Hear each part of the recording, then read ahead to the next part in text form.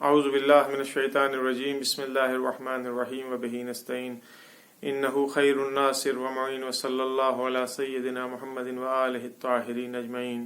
السلام علیک یا ابا الحسن یا علی ابن ابی طالب یا حجت اللہ علی خلقہ یا سیدنا و مولانا انا توجہنا واستشفعنا وتوسلنا بک الی اللہ وقدمناک بین یدی حاجاتنا یا وجیہا عند اللہ اشفع لنا عند اللہ۔ عزیزان محترم، ناظرین کرام، آج 21 ماہ مبارک رمضان ہے۔ امت مسلمہ پھر سے یتیم ہو گئی ہے۔ یہ دن عاشور سے کم نہیں ہے۔ جس طرح سے عاشور کا غم ہے اس سے کم نہیں ہے امیر المومنین سلام اللہ علیہ کی شہادت کا دن۔ اپنی گزشتہ گفتگو سے ہی مربوط بات کو آگے بڑھاتے ہوئے کہ امیر المومنین علیہ الصلوۃ والسلام جب کسی منکر کو یعنی برے کام کو روکتے تھے تو کن ذریعے سے، کس طریقے سے، ان کا طریقہ عمل کیا تھا، کس طرح سے وہ کسی برے کام کو روکتے تھے اور اچھے کام کی ترویج کرتے تھے، یعنی امر بالمعروف اور نہی عن المنکر کا ان کا طریقہ کیا تھا، کیا شیوے تھے ان کے۔ میں نے عرض کیا تھا امیر المومنین سلام اللہ علیہ کا طریقہ یہ تھا کہ جس سے یہ بات ہم کو سمجھ میں آتی ہے کہ سب سے پہلے ہمیں اپنی اصلاح خود کرنی چاہیے، یعنی کسی دوسرے کی اصلاح کرنے کے پہلے ہمیں اپنی اصلاح کرنی چاہیے، اس کے بعد سے ہم دوسرے کی اصلاح کریں تاکہ وہ مؤثر واقع ہو۔ دوسرا مرحلہ یہ تھا، دوسری بات یہ تھی کہ امیر المومنین سلام اللہ علیہ تذکر، زبان سے تذکر دیتے تھے، خود زبان سے بولتے تھے، کہتے تھے، منع کرتے تھے برے کام کے لیے۔ آج جس سلسلے میں گفتگو ہوگی وہ تیسرا مرحلہ ہے، تیسرا راستہ ہے۔ تیسرا راستہ عملی شیوا، عملی طریقہ سلام اللہ علیہ حضرت کا ہے کہ حضرت کیسے عملی طریقے سے امر بالمعروف یا نہی عن المنکر کرتے تھے۔ جب کسی کو برائی سے روکنا ہوتا ہے تو ضروری نہیں ہے کہ اس کے پیچھے ڈنڈا لے کے آدمی دوڑنے لگے، ضروری نہیں ہے کہ اپنی زبان سے ہی اسے ٹوکنے لگے، بلکہ اس کے مقابلے انسان عمل انجام دے۔ کبھی کبھی برائیوں کو اچھائیوں سے روکا جاتا ہے اور کبھی کبھی نہیں، بلکہ معمولاً ایسا ہی ہوتا ہے، اس کا جواب بھی مثبت اور پازیٹیو ملتا ہے ہمیں۔ لہذا تاریخ میں موجود ہے کہ ایک بار ایک جوان کسی جنسی گناہ میں مرتکب ہوا، اس کو پکڑ کے لایا گیا حضرت کے سامنے۔ جب امام علی علیہ الصلوۃ والسلام کے سامنے لایا گیا تو امام علیہ الصلوۃ والسلام نے اپنے ہاتھوں سے تازیانہ اٹھایا، اس کے ہاتھوں کے اوپر تازیانے یعنی جسے کہ یہ سزا دی اس کو، تازیانے کچھ ضرب تازیانے کے اس کے ہاتھوں کے اوپر امام نے مارا، اور فوراً ہی خطاب کر کے جو حضرت کے کارگزار تھے، حکومتی کام کو انجام دینے والے جو افراد تھے، ان سے خطاب کر کے کہا کہ بیت المال سے اس جوان کو کچھ پیسے دو تاکہ یہ جا کر کے فوراً شادی کرے۔ یعنی کیا مطلب ہے؟ یعنی یہ جوان اگر اپنے فقر و تنگ دستی کی وجہ سے شادی نہیں کر سکتا ہے اور جنسی گناہ میں کا مرتکب ہو رہا ہے تو یہ حکومت کی ذمہ داری ہے، حکومت مسلمہ کی، حاکم وقت کی ذمہ داری ہے کہ وہ ایسے جوانوں کو پیسے دے، ان کو سرمایہ دے تاکہ وہ جا کر کے اس پیسے سے شادی کریں، اپنی اسٹینڈنگ کریں اور گناہوں سے اپنے آپ کو محفوظ رکھیں۔ یہ ہے امیر المومنین کا عملی اقدام۔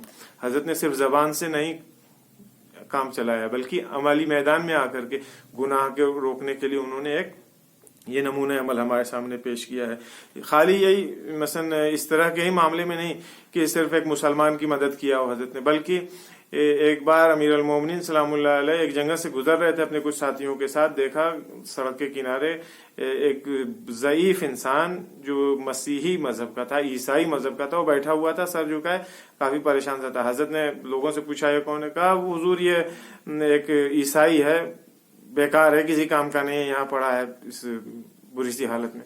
تو حضرت نے کہا کہ یہ کیا طریقہ ہے؟ اس کی ذمہ داری حکومت اسلامی کی ہے، اس کی ذمہ داری حکومت اسلامی کی۔ جب تک اس کے جسم میں جان تھی، طاقت تھی، تب تک تو سب نے اس سے استفادہ کیا، اس کی طاقت کا، اس کی قدرت کا۔ اب جب اس کے جسم میں طاقت اور توانائی باقی نہیں ہے تو اس کو چھوڑ دیا۔ فوراً حضرت نے خطاب کیا کہ اس کی پوری ذمہ داری حکومت کی ہے۔ یہ نہی عن المنکر ہے، امر بالمعروف ہے جو امیر المومنین سلام اللہ علیہ عملی طریقے سے بیان فرما رہے ہیں۔ اور چوتھا مرحلہ یا چوتھا طریقہ جو حضرت نے انتخاب کیا تھا جو ان کی سیرت میں ہمیں ملتا ہے، جو افراد امر بالمعروف اور نہی عن المنکر کرتے ہیں ان کی امیر المومنین سلام اللہ علیہ حمایت کرتے تھے، ان کا دفاع کرتے تھے۔ آج ہمارے معاشرے میں کیا ہوتا ہے، اگر کوئی انسان کسی کو کسی اچھے کام کے لیے ٹوک دے اور اس اچھے کام کو ٹوکنے کی وجہ سے کہیں کوئی اختلاف برپا ہو جائے، لوگ لڑنے لگے کھڑے ہو کر کے، ہم بہت زیادہ کریں گے تو منہ بند کر کے کھڑے ہو کے تماشا دیکھیں گے۔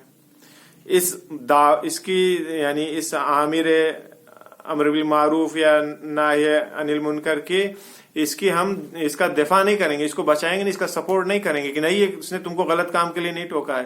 کوئی کسی کو برے کام کرتے ہوئے دیکھے گا، اس کو ٹوک دے گا تو اس کے اوپر سب لوگ آج کے زمانے میں گر پڑتے ہیں، مارنے پیٹنے لگتے ہیں، گالی گلوچ کرتے ہیں، وہ بیچارہ مظلوم واقع ہوتا ہے۔ حضرت کا طریقہ یہ تھا کہ جو امر بالمعروف کرتا تھا اس کی حمایت کرتے تھے، جو نہی عن المنکر کرتا تھا برائیوں سے روکتا تھا اس کا وہ دفاع کرتے تھے۔ چنانچہ تاریخ میں موجود ہے جناب ابوذر کا واقعہ آپ نے سب لوگوں نے سنا ہے کہ خلیفہ سوم نے جناب ابوذر کے اوپر اتنے سارے سینکشنز اور پابندیاں لگا دیا تھا کہ ان کی زندگی کے لیے بے انتہا مشکلات پیش آ رہی تھی۔ آخر میں اس کے پہلے معاویہ نے شام سے رخصت کیا تھا، شام سے دربدر کیا، ان کو مدینے بھیج دیا۔ مدینے میں آئے تو جناب ابوذر چونکہ حق گو انسان تھے، ابوذر کی تقریریں اور ان کے خطابات خلیفہ سوم کے مزاج کے اوپر بہت بھاری گزرتے تھے، سارے راز کھلتے جا رہے تھے۔ لہذا خلیفہ سوم مجبور ہوا کہ جناب ابوذر کو ربضہ تبعید کرے، ربضہ بھیج دیا۔ اصلا مدینے سے ان کا خارجہ ہو گیا، مدینے میں رہنے کا حق نہیں تھا۔ ساتھ میں یہ اعلان بھی کیا تھا کہ کسی کو حق نہیں ہے کہ جناب ابوذر کو خدا حافظ کرنے کے لیے بدرگاہ کرنے کے لیے جائے۔ ایسے ماحول میں بھی، ایسے سرکاری حکم کے باوجود حضرت امیر المومنین سلام اللہ علیہ نہ یہ کہ بے نفس نفیس خود بلکہ خود بھی گئے، اپنے دونوں اولادوں کو امام حسن مجتبی علیہ الصلوۃ والسلام، امام حسین علیہ الصلوۃ والسلام کو بھی اپنے ساتھ لے کر کے گئے۔ جانے کے بعد جا کر کے جناب ابوذر کو خدا حافظ کیا ہے ربضہ جاتے وقت، اور ایک جملہ خطاب کر کے جناب ابوذر سے کہا ہے۔ جناب ابوذر تو خطاب کر کے فرماتے ہیں کہ ابوذر تم جا تو رہے ہو جاؤ، لیکن کبھی اس بات کا غصہ نہ کرو، دکھ نہ کرو کہ تم کو یہاں سے وطن سے نکالا جا رہا ہے، اس شہر سے دربدر کیا جا رہا ہے، شہر بدر کیا جا رہا ہے۔ تم ان لوگوں کے دین کے لیے پریشان تھے، تم چاہتے تھے کہ ان لوگوں کا دین محفوظ رہے، لیکن ان لوگوں کو اپنے دین کی فکر نہیں ہے، یہ لوگ اپنی دنیا کے لیے پریشان ہیں۔ یہ امیر المومنین کا تاریخی جملہ ہے جو جناب ابوذر سے خطاب کر کہا۔ لہذا تم ذرا بھی پریشان نہ ہو، غصہ اور غم نہ کرو اس بات کا۔ یہ ہے سیرت امیر المومنین علیہ الصلوۃ والسلام کی کہ کبھی احساسات کے ذریعے امر بالمعروف نہی عن المنکر کرتے ہیں حضرت، کبھی جو ہے وہ زبان کے ذریعے تذکر دے کر کے کرتے ہیں، کبھی میدان عمل میں آ کر کے امر بالمعروف نہی عن المنکر کرتے ہیں۔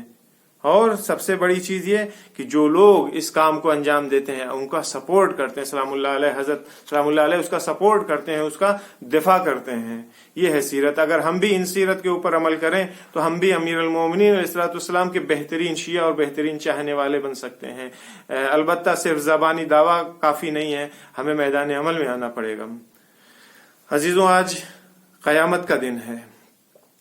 آج کا دن پورا کوفہ، اگر آپ 40 ہجری کے کوفے میں اس وقت اپنے آپ کو اگر تصور کیجئے تو دیکھیے لوگوں کے کتنے بے چین ہیں کوفے والے لوگ، کتنے صرف بیت علی میں ہی کوہرام برپا نہیں ہے، کوفہ سیاہ پوش ہو رہا ہے، کوفے میں ہو کا عالم ہے، عجیب قیامت، عجیب غم کا ماحول ہے کوفے کے اندر۔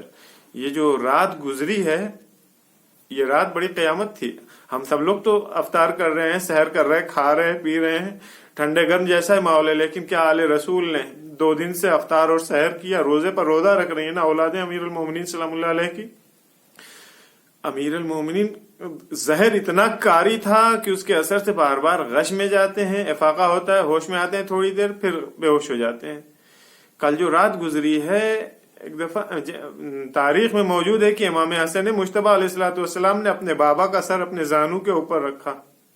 ایک دفعہ امام حسن مجتبی کی آنکھوں سے آنسو جاری ہو گئے، اب جو اشک کے قطرے، آنسوؤں کے قطرے امام علی علیہ الصلوۃ والسلام کے چہرے مبارک کے اوپر جو گرے ہیں، امام کو غش سے افاقہ ہوا، آنکھ کھول کے دیکھا تو دیکھا امام حسن مجتبی رو رہے ہیں۔ ایک جملہ کہا تھا، بیٹا حسن صبر کرو، رو نہیں میرے لال۔ امام حسن کو صبر کی تلقین کیا، پھر امام غشی کے عالم میں چلے جاتے ہیں۔ اب جب پھر افاقہ ہوتا ہے تو پھر دیکھا کہ امام حسین علیہ الصلوۃ والسلام کی آنکھوں میں آنسو ہیں، وہ رو رہے ہیں دھیرے سے دھیرے کھڑے ہو کر کے۔ امام حسین علیہ الصلوۃ والسلام کو بھی صبر کی تلقین کیا۔ پھر امام علیہ الصلوۃ والسلام غش میں چلے جاتے ہیں، لیکن اب جو تھوڑی دیر بعد پھر افاقہ ہوتا ہے تو امام علیہ الصلوۃ والسلام کے کانوں میں رونے کی ایک آواز آئی۔ جیسے یہ رونے کی آواز کانوں میں آئی، امام علیہ الصلوۃ والسلام تڑپ گئے۔ یہ آواز کسی دوسرے کی نہیں تھی، امام کی بیٹی، چاہنے والی بیٹی زینب کبریٰ تھی، جو اپنے باپ کی اس حالت کو دیکھ کر کے رو رہی تھی۔ میرا مظلوم امام اپنی بیٹی کے آنسو کو برداشت نہ کر سکا، ایک دفعہ چیخ مار کے امیر المومنین نے رونا شروع کیا، فریاد ہے یا علی مرتضیٰ، آج آپ اپنی بیٹی کی آنکھوں سے آنسو برداشت نہیں کر سکتے، اس کی سسکیاں برداشت نہیں کر پا رہے، ارے ذرا کربلا میں آئیے گا، دیکھیے گا زینب کے ساتھ کیا ہو رہا ہے۔ آواز دے رہی ہے، اے پیسر سعد، میرا ماں جایا مارا جا رہا ہے، تو کھڑا دیکھ رہا ہے۔ جزاکم ربکم خیر الجزا۔ عزیزوں، یہ رات بڑی قیامت کی رات تھی آل علی کے اوپر۔ امیر المومنین غش میں جاتے ہیں، فاقہ ہوتا ہے، سب کو بلاتے ہیں، گفتگو کرتے ہیں۔ اسی اثنا میں امام حسن مجتبیٰ علیہ الصلوۃ والسلام کو بلایا، سارے گھر والوں کو اکٹھا کروایا، ایک ایک کا ہاتھ امام حسن مجتبیٰ کے ہاتھ میں دیا، بیٹا حسن آج سے تم امام ہو، بیٹا حسن آج کے بعد ان تمام لوگوں کی ذمہ داری تمہارے اوپر ہے۔ امام نے اپنی آنکھوں کو بند کر لیا۔ اب جو تھوڑی دیر بعد آنکھ کھلی تو کانوں میں ایک سسکیوں کی آواز تھی، بیٹا حسن یہ کون رو رہا ہے؟ بابا یہ ہماری ماں ام البنین رو رہی ہے، بلا رہے، ہاں ام البنین کو ادھر بلا۔ ام البنین آئی، ام البنین تمہارے رونے کی کیا وجہ ہے؟ ہاتھوں کو چھوڑ دیا میرے والی، ہماری طرح مجھ سے کیا خطا ہو گئی تھی؟ آپ نے اپنی آرزو، اپنی تمنا کو فراموش کر دیا۔ ایک دفعہ امیر المومنین کو ابوالفضل عباس یاد آئے، ارے ہاں میرے لال ابوالفضل عباس کو بلاؤ، بلا کر کے سینے سے لگایا تھا، دیر روتے رہے، بیٹا حسین ادھر آؤ۔ امام حسین کے ہاتھوں میں ابوالفضل عباس کا ہاتھ دیا، بیٹا حسین عباس سے خبردار، اے ابوالفضل عباس حسین سے ہوشیار رہنا۔ یہ امیر المومنین کی گفتگو تھی۔ اس کے بعد سے حضرت نے وصیتیں کرنا شروع کی۔ ایک وقت وہ بھی آیا جب موت کا پسینہ علی کے رخسار پر نمودار ہوا، علی اس دنیا سے رخصت ہو گئے۔ وصیت کے مطابق جنازہ اٹھا، آگے سے جبرائیل و میکائیل لے کے چلے، پیچھے سے فرزندان علی نے جنازے کو اٹھایا، لا کر کے اس جگہ پر دفن کر دیا جہاں امام نے وصیت کیا تھا۔ لیکن میں کہوں گا مولا مبارک ہو، بڑے خوش نصیب ہیں آپ کے جنازے کو آپ کی اولادوں نے کاندھا دیا، دفن کر دیا، لیکن ہائے رے حسین، کربلا میں شہید ہو گیا، بیٹا موجود تھا لیکن باپ کو دفن نہ کر سکا۔ جب 11 محرم کو گزرنے لگا شہداء کی لاشوں کے درمیان، ایک دفعہ رنگ متغیر ہو گیا، ثانیہ زہرا آگے بڑھی، میرے لال یہ تمہارا کیا حال ہو میرے لال یہ تمہارا کیا حال ہو رہا ہے؟ پھوپھی اماں آپ نے نہیں دیکھا تھا لیور نے اپنے کشتا ہے نا جس کو دفن کر دیا، میرا باپ بے گھورو کفن پڑا ہے۔